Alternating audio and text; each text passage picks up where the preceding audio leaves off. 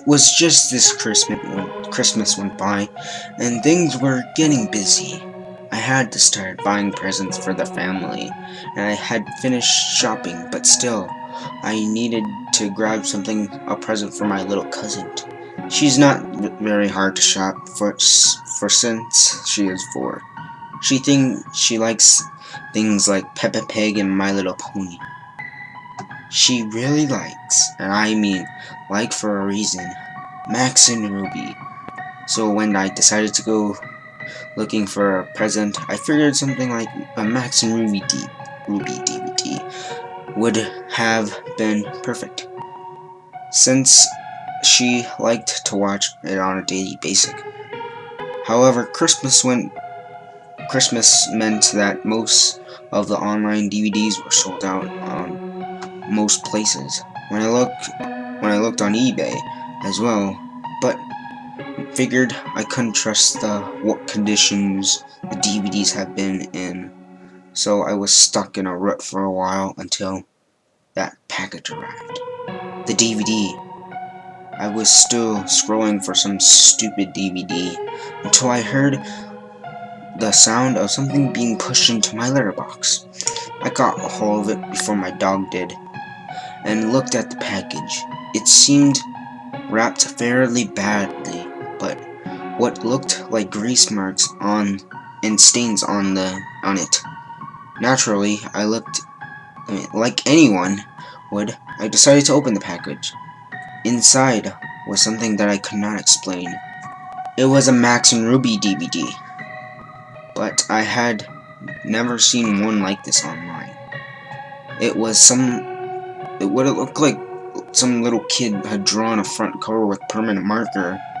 The title was Max and Ruby, with what looked like a poorly drawn illustration of Max and Ruby on the front. There were no names or anything, but on the back it had a list of 4 episodes, with all blunt titles called Episode 1, Episode 0001, 2, Episode 0002, 3, Episode 0003, and 4, Episode 0004. I gave the DVD a watch-over, and to my surprise, the episodes were all perfectly quality and seemed to have no flaws. It was a real DVD, but just with the homemade cover. The only thing that was odd was that the episode selection screen. The episodes had names, but they were all called Max and Ruby 1, with the numbers being changed as it went down the list. The actual selection screen was just a plain white screen with black text with the episode list. Nothing else. After giving it much thought, I decided to change the cover to something a little nicer by printing out a DVD cover that I found on Google and tracked down the names of all the episodes. They were labeled right. I left the episode screen alone because I figured it was self-explanatory. Christmas went by and things were fine. I gave my little cousin her DVD and she was happy with Christmas, whatever. But that was only because she had not watched it yet. On unboxing day, the family had gone out for a meal and left me to babysit my cousin. I was not too bothered by it or about being left alone. I figured now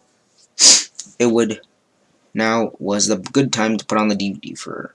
I put the DVD in and let it play while I went to go to the kitchen and eat my dinner. From what I could hear, she had watched episode 1, 2, and 3 so far.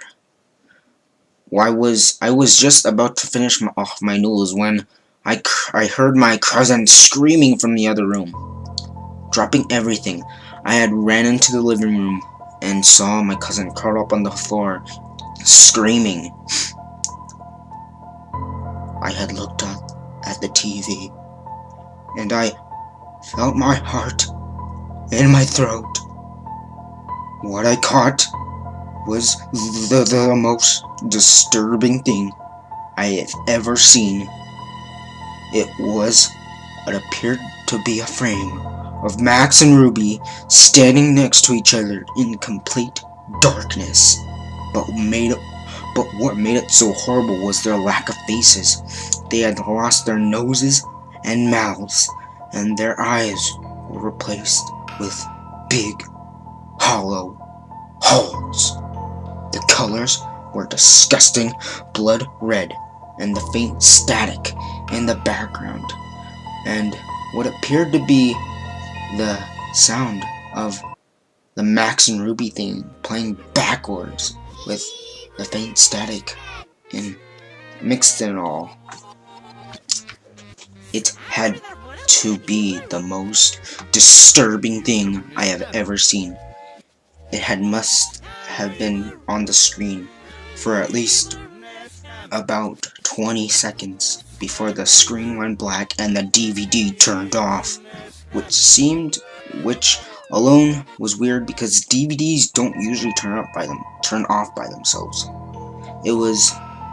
I was able to calm my cousin down, telling her it was not real, and she had just had a nightmare as she fallen asleep in front of the DVD. However, I knew in my mind it was completely real. My parents had rung me up and told me that they were going to be out all night. So this was the time going to be the best opportunity to look at this DVD more closely. I did not admit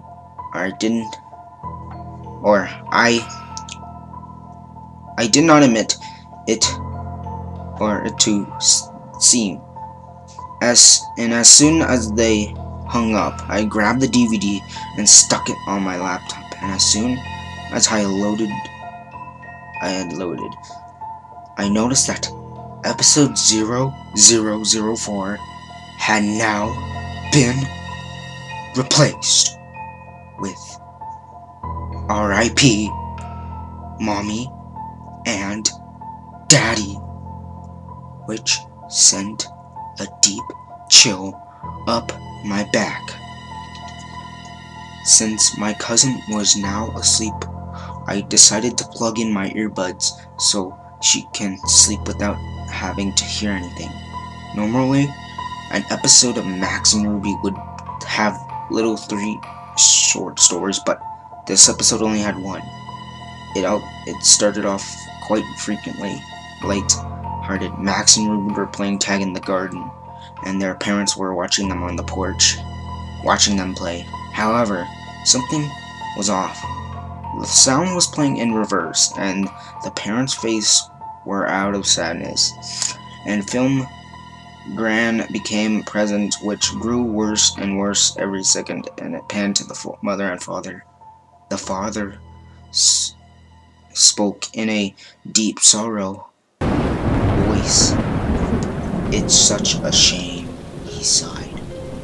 Then it cut to a sound of static and a loud or large scream, followed by sound of 2 people choking while their mother and father mumbled to each other in the background. It was impossible to understand them, but the sound were so realistic it made me almost physically sick. The screen cut to white for a split second, then the scene transitioned over to Max and Ruby standing in front of what looked like a gravestone labeled "Rest in Peace, Mommy and Daddy." The 2 had no faces at this point. There was no sound apart from faint static. The scene remained on the screen for about a minute and a half before it cut it out into black. It then changed the scene again. Now Max and Ruby were sitting on Ruby's room. Both of them I heard harsh whispering. Now Max and Ruby were sitting on Ruby's room. Both of them were sobbing uncontrollably. The sobbing was really, really realistic. It almost made me sick. Both of them were sobbing uncontrollably while transition clips of a murder playing in reverse flashed on the screen. The father pulled out a knife out of his neck, pulled a bloody axe, and hacked away at the corpse of the mother before she came back to life, and he walked up the stairs. By this point, I could hear harsh whispering become louder, more, but the whispering voices started to disappear, and a very second it came down to one voice. It was a rather angry woman's voice who screamed, "Burn in heck!" I was assumedly horrified. The scene had changed to the most disgusting thing and saddest thing I have ever witnessed. It showed Max in his room. He was standing on a chair with a noose hanging from the ceiling. He brought the noose around his neck. The scene faded back to a black screen, and the static grew louder, almost insane. Then it cut to Ruby walking on her brother. She let out a gut-twisting scream. The camera was panned on her face, and as the sound of the chair being kicked and the scene choking before it began to play, the picture of Ruby's face stayed on the screen for a good 5 minutes. This time, her eyes had returned to the same gaping holes. Ruby then started to cry, and as the same before, there were no facial features. The static grew louder and drowned out the sounds of her cries. The scene cut back to a black screen with loud static. When the screen returned, Ruby now was sitting on her own in the garden by 2 gravestones, one labeled "Rest in Peace, Mommy and Daddy," and another saying "R.I.P. Brother." She started to look at the camera with glowing pupils. Then she spoke to me. "Well, whoever's watching this is because you had never ever watched any of me or my brother's episodes. So, one of these days, you will regret this." Then the screen had faded to the black afterwards. At this point, I had already been sick and was sitting all shaken. The episode seemed have came to an end at last, and then the Max and Ruby theme started playing in reverse. I was about to eject the DVD when the same image came on the screen like it did on the TV. This time, however, there was text above the 2 rabbits. It said, "Death is our only release." There were no credits or anything else. It just stayed on the screen for a few seconds before the DVD finally popped out of my laptop. I sat there trying to think what just happened. In my shock and fear, I made the stupid decision to break the DVD up as much as I can before leaving the house, shoveled the pieces down the drain. Thankfully, I kept a few screenshots and saved it to my laptop. The next couple days went past without anything usually happening, and I had a few nightmares about the DVD. But luckily, that was all. My cousin had gone home, along with the rest of my family. It was a late night, and my parents were going out for dinner, leaving me to watch the TV. I had heard what sounded like something being pushed through the door, as the point of the DVD had left my mind. And no, I had not told anyone about it. However, it came back, floating back when I looked at a letter in front of me. It was messily folded up, and it read, "Death is our only release."